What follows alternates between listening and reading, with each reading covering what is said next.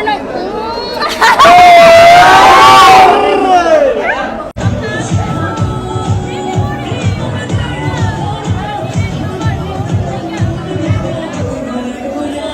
হলের মধ্যে কি ডান্স দেওয়া হয়? ডান্স মারতে ইচ্ছে করছিল, কিন্তু ডান্স তো মারা যায় না, অনেক লোকজন ছিল।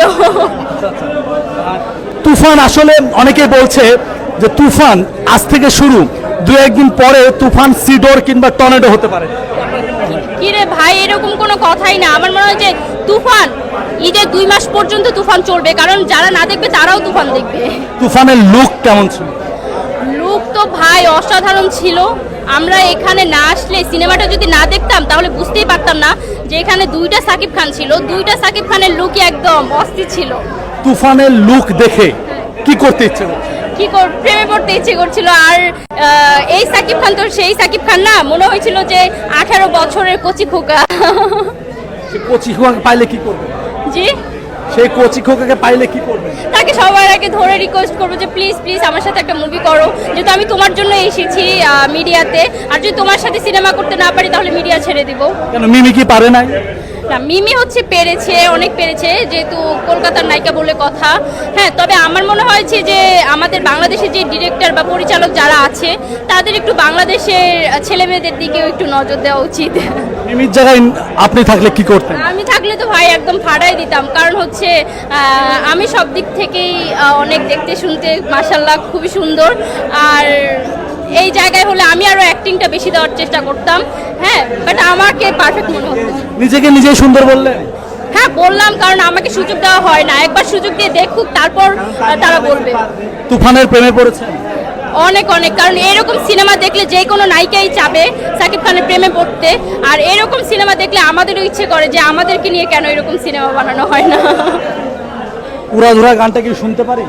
হ্যাঁ, সখা গো প্রেমে মর দিও না ধরা, ধরা দিলে তোমার মন ভাঙ্গা হবে গুড়া গুড়া। তুমি কোন শহরের মাইয়া গো, লাগে উড়া ধুরা। তুমি কোন শহরের মাইয়া গো, লাগে উড়া ধুরা। শাকিব খান যখন প্রথম বড় চুল নিয়ে স্ক্রিনে আসলো তখন কি চিৎকার দিয়েছেন? হ্যাঁ, আমি তো অনেকবারই চিৎকার দিয়েছি, কারণ তাকে দেখে চিৎকার দেবে না এরকম কোনো মানুষই নেই, সবাই চিৎকার দিয়েছে।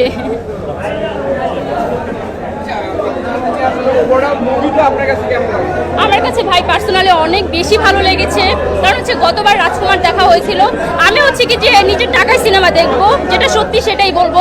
তবে এই মুভিটা আমার কাছে অনেক ভালো লেগেছে। আমার কাছে মনে হয়েছে যে বাংলা সিনেমায় এরকম বাজেট দিয়ে কখনো মুভি হয়নি। আর যে দুষ্টু কোকিল গানটা ছিল না, ওইটা একদম বলিউড স্টাইলের ছিল।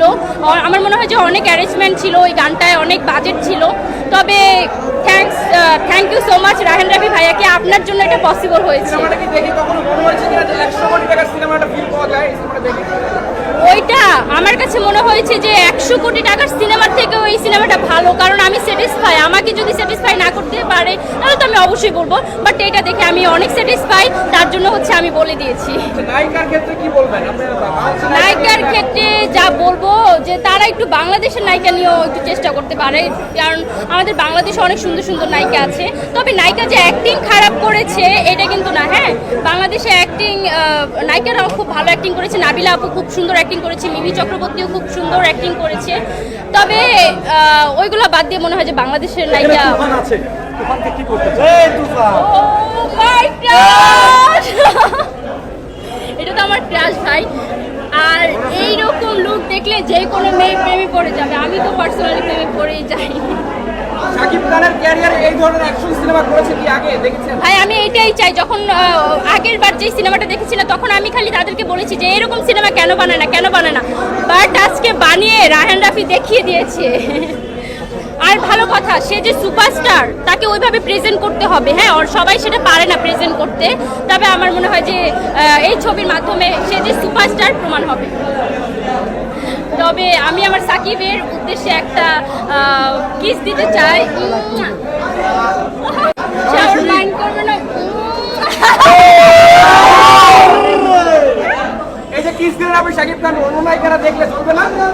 অন্য নায়িকারা জ্বলুক, আমি একটা কথা বলি, তা অন্য নায়িকারা জ্বলুক বা না করুক, আমার ক্রাশ আমি এটা বলবো না। আর আমি আমার ক্রাশকে স্বপ্নেও দেখি, এটা কি আপনারা জানেন?